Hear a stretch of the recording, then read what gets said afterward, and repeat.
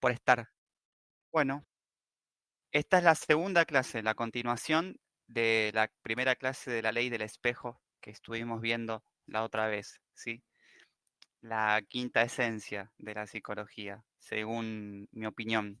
Vamos a hacer un pequeño repaso, no me interesa tanto repasar lo teórico, digamos, porque es bastante intuitivo comprender la ley del espejo, pero sí me interesa ver en profundidad cómo es el mecanismo por el cual terminamos viendo al otro como somos y no como es, ¿ok?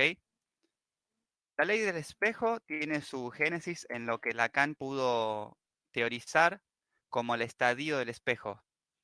Así que serían básicamente los 2 primeros años de vida, que van desde que el niño sale del vientre hasta que por fin puede reconocer su imagen en el espejo, ¿sí? ¿Y cómo es que se da ese hito, digamos? Bueno, muy fácil. Lo que suelen hacer los psicólogos para comprobar esto es pintarle un puntito rojo en la frente al niño, ¿sí? Y ver cómo interactúa con él en el espejo, ¿ok? Por lo general, lo que sucede antes de llegar a o si se quiere, a la consumación del estadio del espejo, si lo tomamos como un proceso, sucede que el niño tiene la tendencia, cuando ve el puntito rojo en su frente, lleva el dedo hacia el espejo, ¿sí? Porque quiere tocar ese puntito rojo en el otro, ¿sí? En ese otro que cree que es, ¿sí? Se comprende, en vez de llevar su dedo hacia su frente, la lleva hacia la frente de ese otro, ¿ok? Y aproximadamente a los 2 años de edad, quizás un poco antes, ya el niño tiene esa autopercepción, esa propiocepción, y se da cuenta de que el punto está pintado sobre su frente y lleva el dedo hacia su propia frente, ¿sí? Incluso viéndose en el espejo. Y este enredo, digamos, ¿no? Este enredo, estamos, ahora sí, ahora desde el móvil, estadio del espejo. Ok, desde que salimos de la panza hasta que podemos reconocer nuestra propia imagen en el espejo, más o menos suceden 2 años promedio, ¿sí? Todo ese proceso es el estadio del espejo, que lo ha teorizado muy bien Lacan. Y lo que estamos viendo nosotros, ¿sí? Todas estas cuestiones proyectivas de la ley del espejo, ¿sí? Cuando creemos ver en el otro lo que en realidad está en nosotros, no es otra cosa que una regresión, un retroceso, ¿sí? Pero en psicoanálisis le dicen regresión, a esta etapa de la vida, ¿sí? A esta etapa infantil.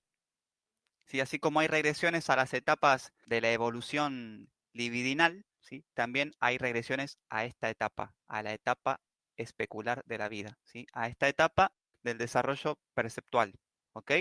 Básicamente lo que les estaba diciendo es que, al igual que sucede con, no sé si la mayoría de los animales, a nosotros también nos cuesta identificarnos en un primer momento con lo que vemos en el espejo, y por el contrario creemos ver a un otro, ¿sí? Y la mayoría de los animales, frente a su reflejo, suelen reaccionar de manera agresiva o defensiva, ¿ok? Porque no solamente ven un otro, sino que ven a una amenaza. Y para colmo, ¿sí? Como es paradójico, cuando ellos se alertan o se asustan o se ponen atacantes, creen que ese otro está atacando, ¿verdad? Y se crea un loop, un bucle, ¿sí? Una paradoja sin salida. Pero es el mismo principio, ¿sí? Es creer ver un otro donde no lo hay. Y comentaba que las neuronas que se encargan de este tipo de percepción, ¿sí? De la identificación, son las neuronas espejo, ¿ok? Que son el fundamento de la empatía, ¿sí? Además, y de la compasión. Y que hay teorías que afirman que el ser humano podría evolucionar y desarrollar una cuarta capa cerebral por encima del cerebro y las 2 capas que tenemos actualmente, ¿sí?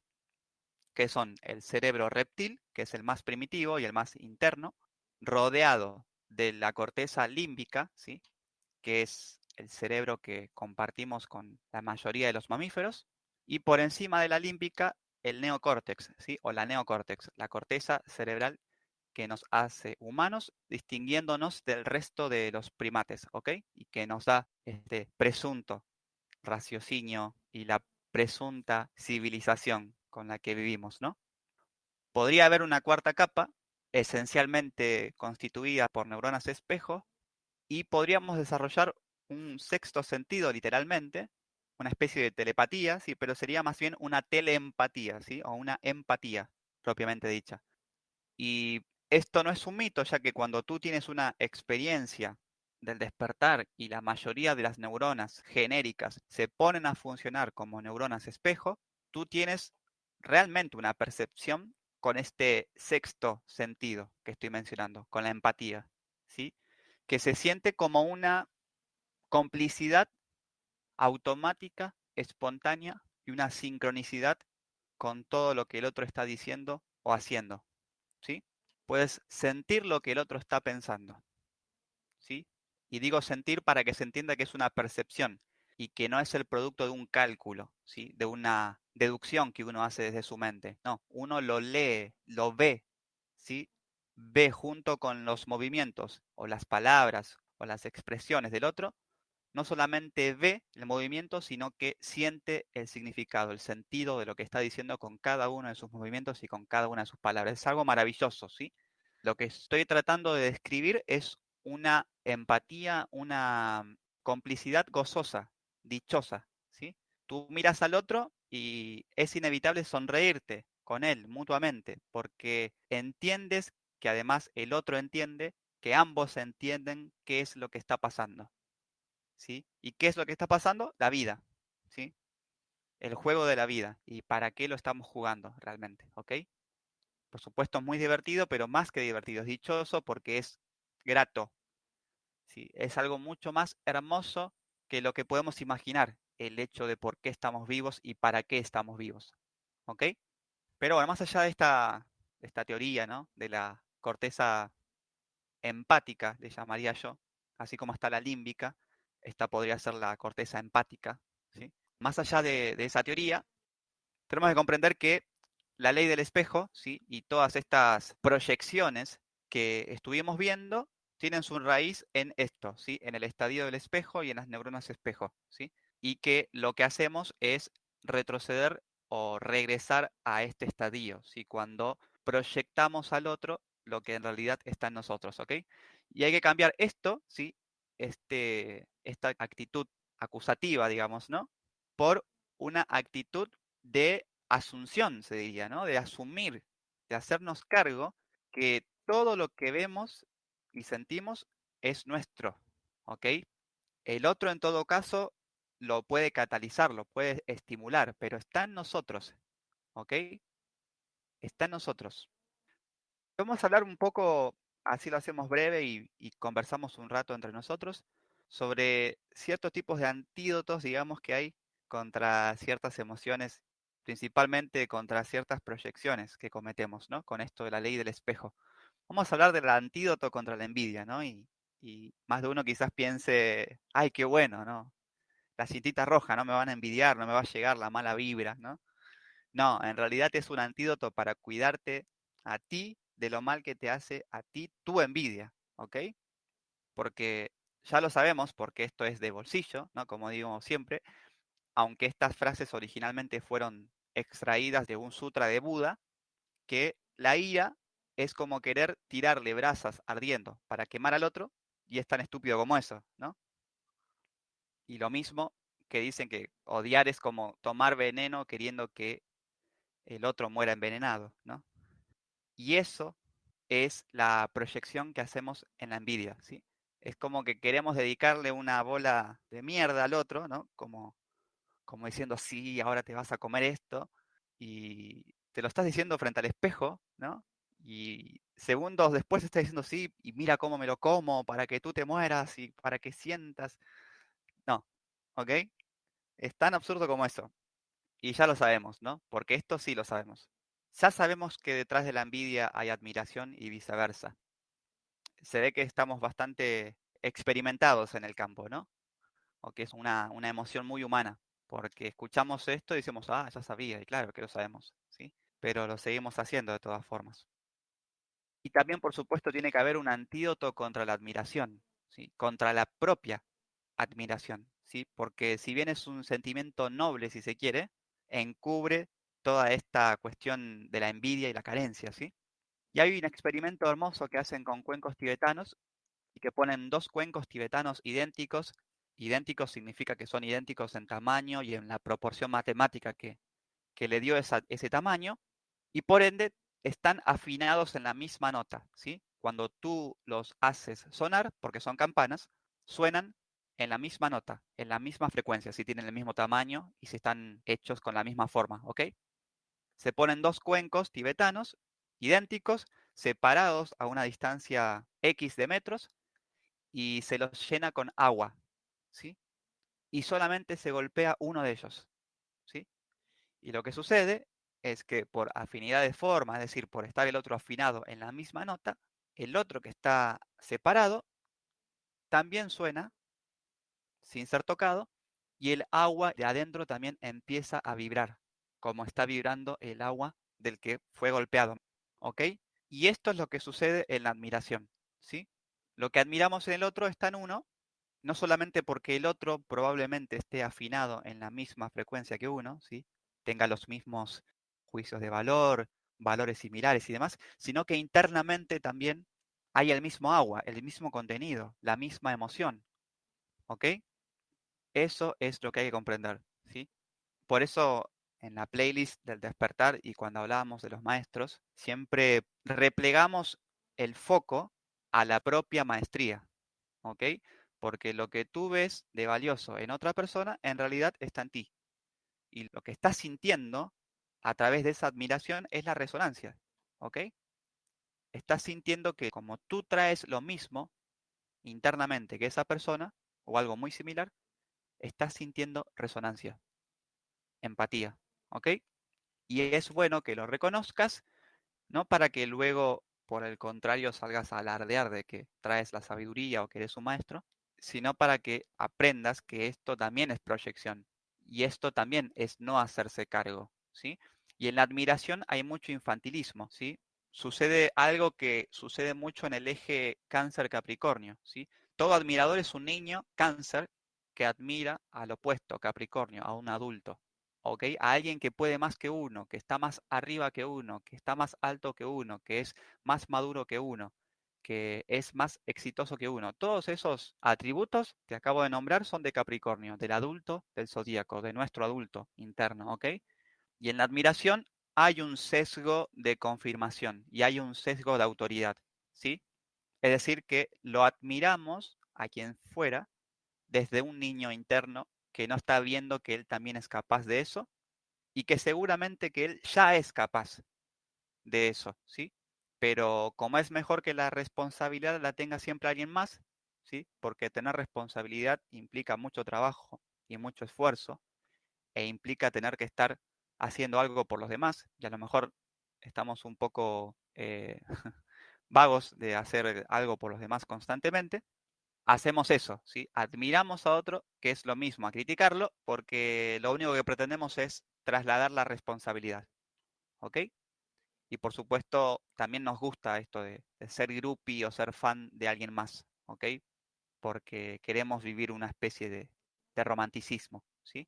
Luego de las clases del despertar y de las puertas sin puerta, podemos comprender que es una excusa más para no amarse uno mismo, ¿no? Tener a alguien afuera a quien amar y a quien admirar. Pero bueno, la admiración propia también es un veneno y es bueno poder reconocer y poder volver esa atención que uno pone sobre los demás, ¿sí? O sobre la persona admirada, sobre uno mismo. Porque es muy probable que esas virtudes que tú ves en el otro estén más en ti que en él, ¿sí?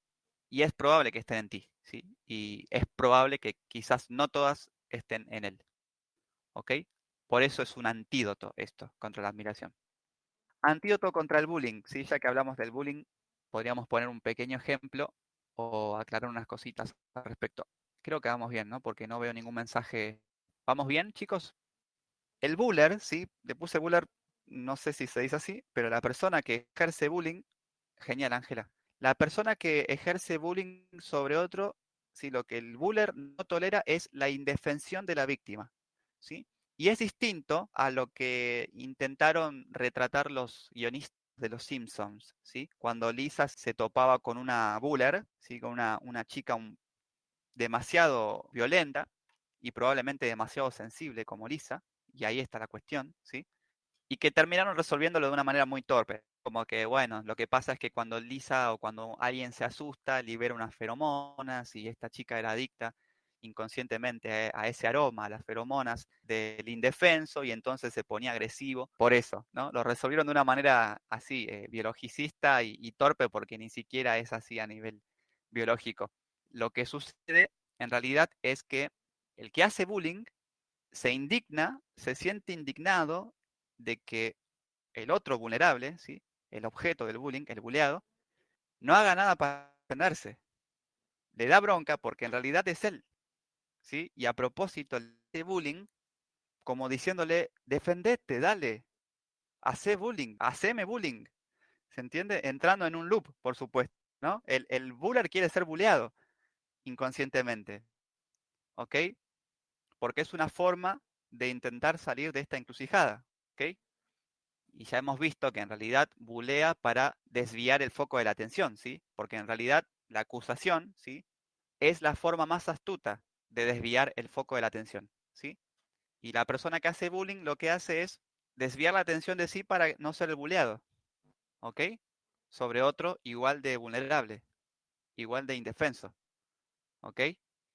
Y por supuesto lo que está haciendo, al ser él parte y muchas veces el originador del bullying, es una identificación con el agresor, ¿ok?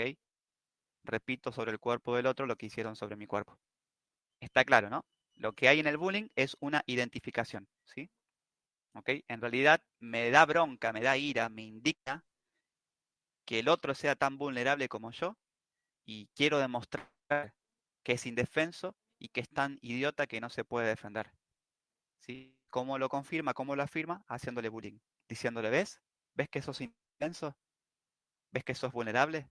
¿Ves que no te puedes defender? Yo también, por eso te hago bullying. Resguardarme de que no me la hagan a mí para enseñarte inconscientemente, porque por supuesto no lo sabe. Y no quiere esto en realidad, solamente quiere lastimarte. Para enseñarte que tenés que hacer bullying para que no te hagan bullying y para rascarme mi propia herida.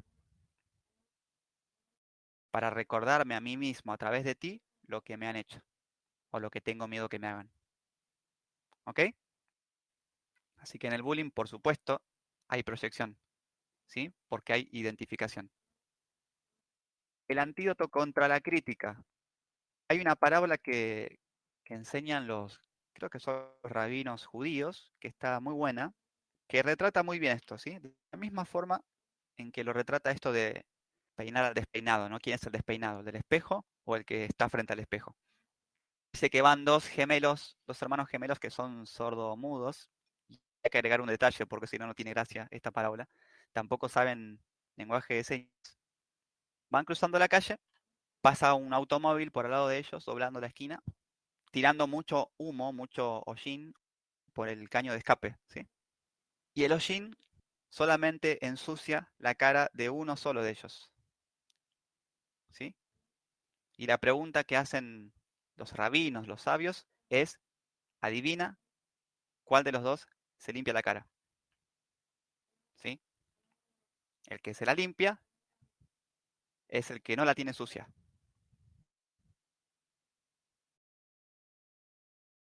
Es probable que cuando llegues a esto que estamos hablando, ¿no? El amor propio y recibas las críticas de alguien que no se ama, es probable que te haga dudar de ti y que creas, o sea, que asumas, que te hagas cargo de las sombras del otro cuando tu cara está limpia, probablemente, ¿sí?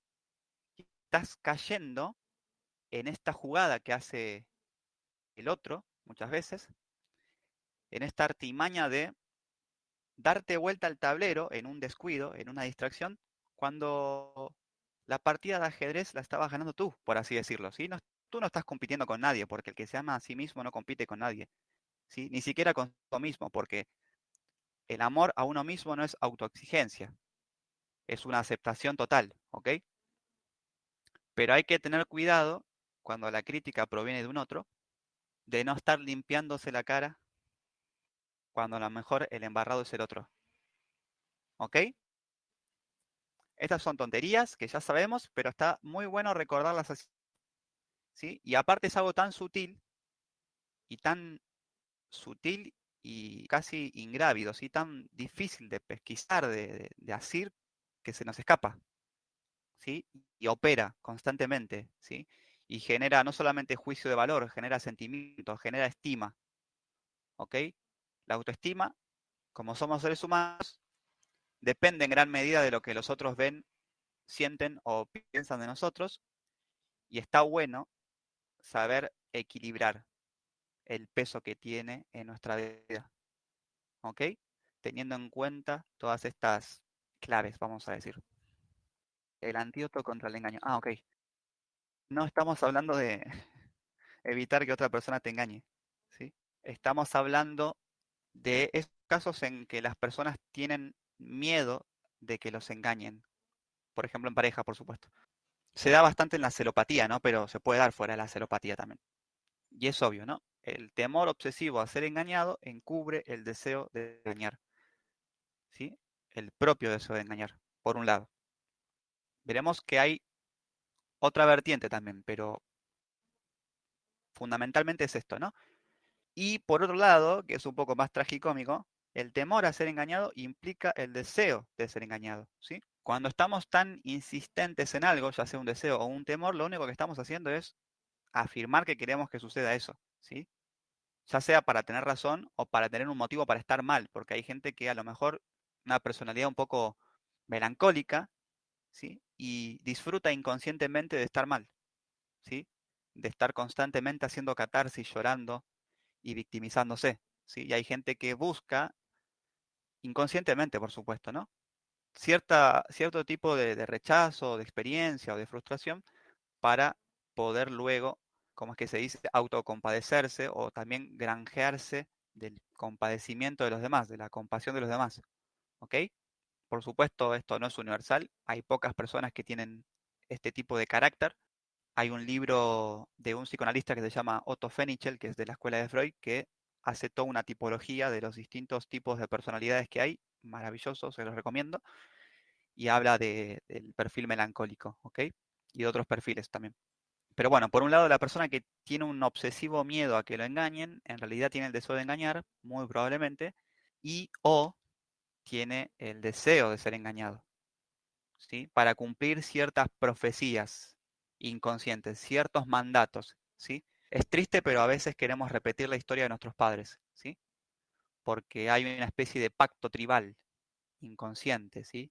Son decretos, son sellos y jaulas muchas veces, ¿ok? Y por el estúpido hecho de ser leal a la historia familiar, muchas veces queremos repetir en nuestra propia vida, por supuesto inconscientemente, y no es lo que queremos en realidad. Queremos ser felices, pero a veces estamos encerrados en nuestros patrones. Muchas veces queremos repetir la historia familiar como para reafirmar que pertenecemos a ese clan. ¿Ok? Ya lo veremos más en profundidad cuando tengamos la clase de psicomagia y de metagenealogía, ¿sí? Muy pronto. Y seguramente veremos algo en la clase de biodescodificación, ¿ok? Pero bueno, a veces queremos tener la razón, ¿sí? Y queremos simplemente sentir, viste, yo sabía que iba a pasar eso, yo sabía que me iban a hacer eso, ¿sí? Y lo triste es que entonces te sentís merecedor de eso, te sentís digno de eso, ¿sí? Y eso, por supuesto, hay que cambiarlo, ¿no? Porque uno se siente merecedor de lo que no le hace feliz, ¿ok?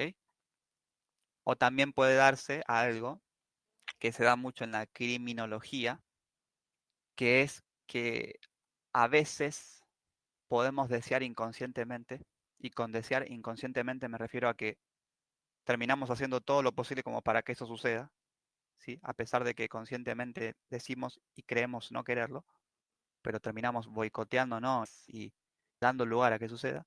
A veces nos provocamos experiencias negativas porque hay un inconsciente complejo de culpa que estamos queriendo expiar. ¿Sí? Hay personas que se sienten culpables o que son culpógenas estructuralmente de por sí, sí, por padres muy severos o muy exigentes o crianzas muy religiosas o lo que sea. Ese tipo de personas suelen boicotearse, construirse entornos y experiencias adversas y de este tipo, ¿sí? Simplemente porque se sienten culpables por algo que por supuesto no hicieron, que es una idiotez, y quieren limpiar la culpa con el dolor de una manera tonta e injustificada, por supuesto, ¿no? Porque la lección es universal. Todos tenemos que sentirnos dignos de lo más lindo de la vida y amarnos a nosotros mismos, ¿ok? Vamos a hablar un poquito de la génesis. Sí, la génesis del engaño, por supuesto, depende de los mecanismos de defensa, ¿sí? ¿Qué es lo que hace una persona que tiene este obsesivo temor de ser engañada? Una pareja, por ejemplo, atraviesa el siguiente mecanismo inconsciente, ¿sí? Primero tiene deseo, por ejemplo, de engañar, ¿sí? Deseos de ser una persona un poco más libre, quizás, ¿no? Porque el engaño es relativo y la monogamia es relativa, ¿sí? El ser humano no tiene instinto, no nació ni para ser monógamo ni polígamo, ¿sí? No es un animal, es un pseudo animal, que es algo muy distinto. Pero supongamos que el origen del temor al engaño es el deseo de engañar, ¿sí? El deseo que tengo yo de ser un poco más libre, sexualmente o psicológicamente, ¿ok? Lo reprimo, lo niego, ¿sí? Lo niego en mí, ¿sí? Niego su existencia en mí, lo desconozco, ¿sí? Y hasta puedo invertirlo porque las personas que tienen mucho miedo de ser engañados en la pareja suelen mostrar y practicar una filosofía de la lealtad absoluta, ¿sí? Por sobrecompensación y por inversión. Y suelen ser personas, por supuesto, muy fieles porque quiere que el otro sea extremadamente fiel y fiel patógenamente fiel, ¿sí? Es decir, ay, te dejo que leas todos mis mensajes del móvil, del celular, y dejo mi móvil sin contraseña, pero no porque soy absolutamente fiel, sino porque quiero que tú me dejes ver y controlar todo lo que haces, ¿ok? Puede que toda esta cuestión de manipulación entre en juego, ¿ok? Esta persona ofrece una lealtad absoluta porque espera una lealtad absoluta del otro, pero no es más que para alimentar la relación tóxica, ¿ok? Y luego de que reprime el deseo y lo niega, o lo invierte, o lo compensa, lo sobrecompensa, lo desplaza, lo proyecta al otro, ¿ok? ¿Qué quiere decir esto? Le proyecto al otro aquello que desconozco en mí, ¿sí? Y desconocer no significa solamente no saber, ¿ok? Significa negar, pero no nos equivocamos al suponer que la persona que proyecta sus deseos, sus temores, sus frustraciones, lo que sea al otro, los desconoce en sí, ¿sí? Los desconoce, ¿sí? No sabe que es capaz de eso y acusa al otro de lo que en realidad él es capaz de hacer. Y no es capaz de hacer, está deseoso de hacer. ¿Ok? Está lindo, ¿no? Hacerse cargo de lo que uno quiere, de lo que uno desea y no andar acusando al otro. Está muy lindo y exige un coraje y un amor absoluto. Un amor por ti y un amor hacia el otro también. Porque si las cosas están claras y seguro, si tú asumes esto, vas a ser una persona mucho más saludable, mucho menos tóxica, mucho menos destructiva, mucho menos agresiva y mucho más hermosa, amorosa, ¿ok? Pero hay que entender estos mecanismos, ¿sí? Cómo todos estos mecanismos de defensa crean este tipo de mecanismos, ¿ok? Que es lo que hay detrás de toda proyección especular, ¿sí? De todo lo que le echamos a los demás y que es nuestro, ¿ok? Y casi que terminamos con esto.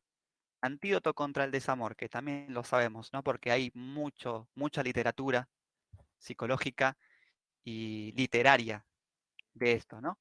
El amor que se llevó el otro, ¿sí? Y que ahora tú te ves en carencia de ello, nunca lo tuvo el otro, ¿ok? Esto es difícil de entender y la sensación es lo contrario, pero es así. El que extraña de los dos es el que tenía el amor. El otro es el ladrón, el que se va satisfecho. ¿Ok? Es un tragicómico pasamanos, pero es así. ¿Por qué? Porque extrañas el amor que tú le podías dar. Te extrañas a ti. ¿Sí? Recordemos la luz y la vasija.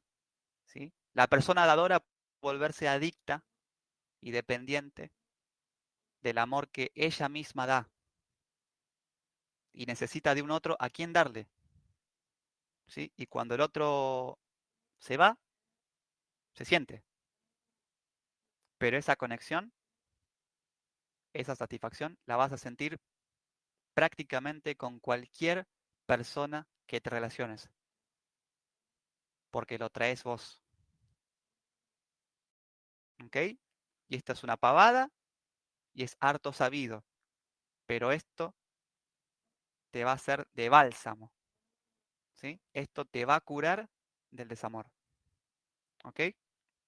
Y por supuesto, ¿no? Cuando entiendas que en realidad esa belleza, esa virtud, ese amor que veías en el otro, en realidad está en vos. El otro es solamente un espejo. Y si huyó, créeme que si tú amaste con todas tus fuerzas, huyó de lo que vio, pero no porque te vio, porque tú no puedes ser más que un espejo para el otro. Huyó porque vio algo muy miserable y que en su egoísmo y en su mezquindad creyó que estaba en ti, pero se equivoca. ¿O no se equivoca?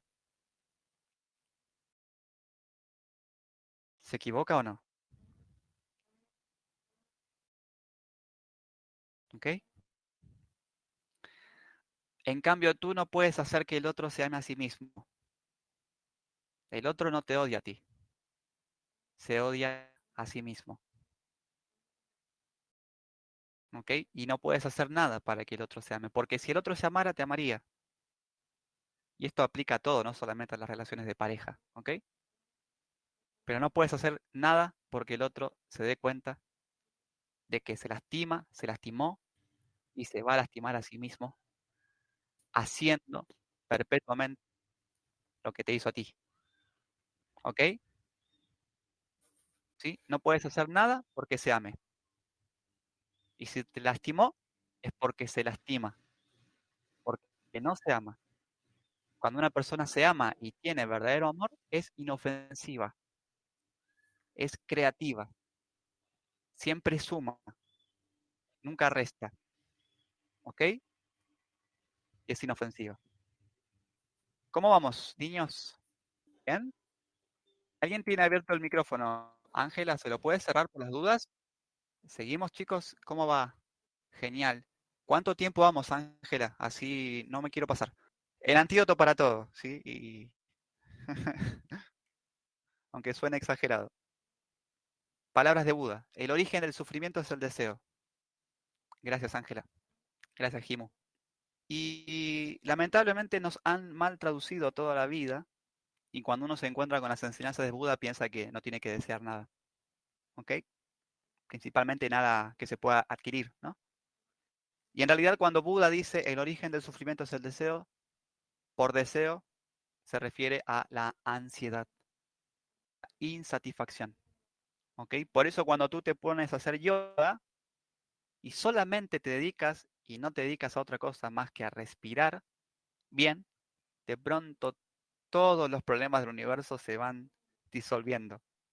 ¿Ok? En primer lugar porque puedes cambiar el mundo literalmente solamente desde tu respiración, pero además porque lo único que está pasando en el mundo es que hay ansiedad en tu mente.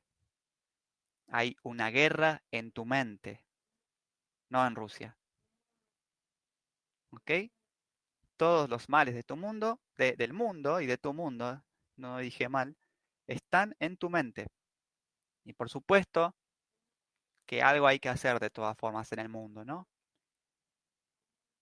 Pero si tú te encargas por ti de erradicar la ansiedad en tu mente, meditando, saliendo al aire libre, estando en contacto con la naturaleza, ¿ok? Teniendo relaciones armónicas, siendo feliz, disfrutándote, el mundo va a cambiar, claro,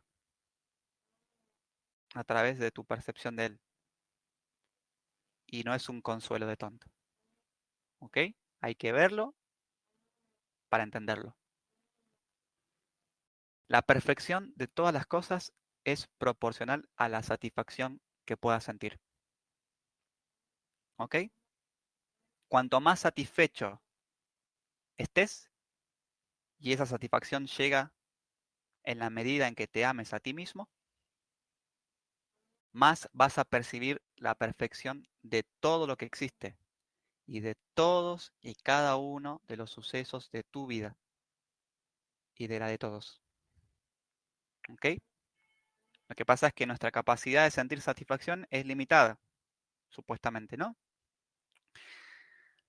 Y no solo eso, sino que vivimos prácticamente insatisfechos, ¿no? Los psicoanalistas dicen esta estupidez como que el ser humano está condenado a ser un sujeto de falta, a ser una cosa insatisfecha crónica, y que a lo único a lo que podemos aspirar es a ser, eh, ¿cómo es que dicen ellos? Infelizmente productivos para el capitalismo y para el consumismo, por supuesto, ¿no? Es como que no podemos ser felices. A lo sumo ser normalitos para poder ir a trabajar y volver a nuestras casas hasta que nos jubilemos, tolerando más o menos la frustración de no ser feliz nunca. Esa tontería, decían los psicoanalistas, creen muchos de ellos, porque no conocen el despertar, por supuesto, y eso, esa crítica hacia Hoyo también, ¿no? Pero lo cierto es que el despertar es la absoluta satisfacción, ¿ok? Que es lo que vamos a ir viendo en las clases de La Puerta Sin Puerta. Cuanto más amor sintamos, más satisfacción y más aceptación habrá, ¿ok? Esto lo habían notado Reich, por ejemplo, uno de los psicoanalistas de la disidencia freudiana, ¿sí? Como decíamos, ¿no? Cuanto más satisfacción sientas tú, cuanto más amor, menos problema vas a ver afuera, menos falla vas a percibir en el otro, más lo vas a aceptar, más lo vas a tolerar y menos lo vas a agredir, al contrario, ¿no? Y ponían este ejemplo de que no importa con qué persona estés teniendo intimidad, en el momento de tu orgasmo, inevitablemente lo vas a ver hermoso, ¿ok? Puede que hayas tenido suerte toda la vida y que hayas estado íntimamente con personas que te resultaban atractivas y hermosas, ¿no? Hay gente que no tiene esa suerte quizás y que quizás luego se arrepiente, ¿no? O por lo que fuese, no importa. Pero en el momento de tu orgasmo vas a estar viendo a la persona más hermosa del mundo, ¿ok? Porque tú te estás sintiendo la persona más hermosa del mundo, ¿sí? Por ese cóctel de endorfinas, ¿sí? Serotonina, dopamina, oxitocina, melatonina, ¿sí? Por ese cóctel de endorfinas que se liberan en esos momentos, ¿sí? En la psiquis humana, tú vas a estar embriagada de tu amor, ¿sí? Independientemente de si estás con una persona o no, ¿sí? Porque también hay autosatisfacción, ¿cierto? Pero a eso nos referimos, ¿sí? E imagínense ustedes que si podemos ver belleza absoluta en el momento de nuestro orgasmo, ¿sí? ¿Cómo se verá la vida en el momento en el que sentís el gran orgasmo universal?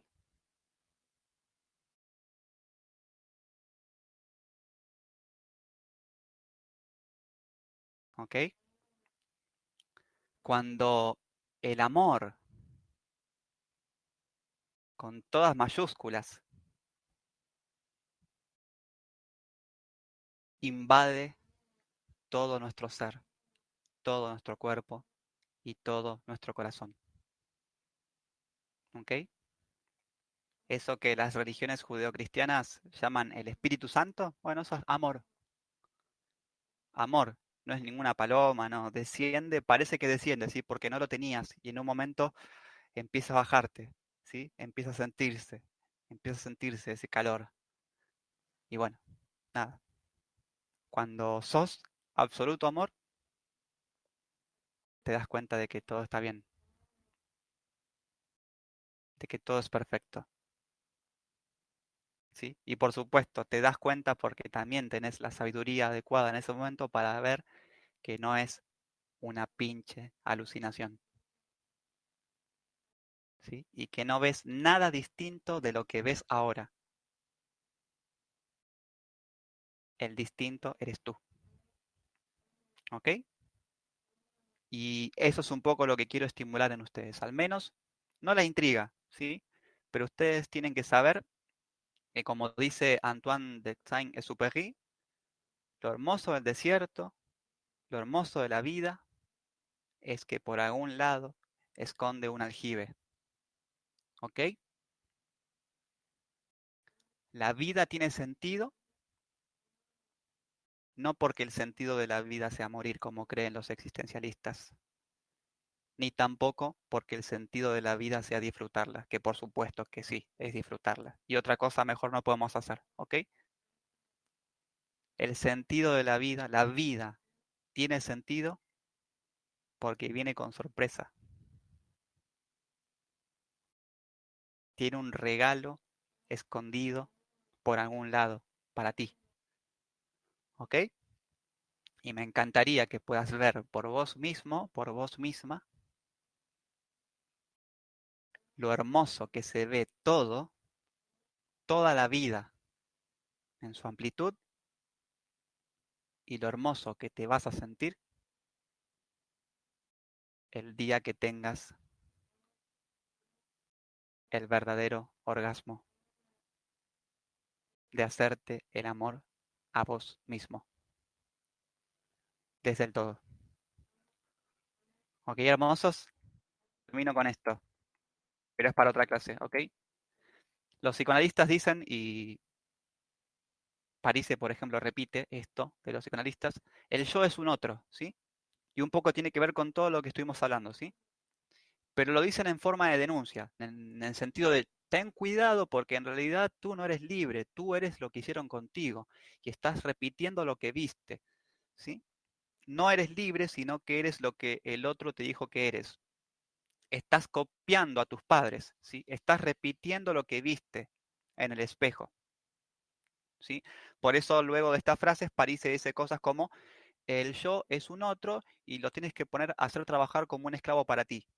Una cosa que es cierto desde el punto de vista psicológico, pero que es una estupidez y les voy a explicar brevemente por qué, ¿ok?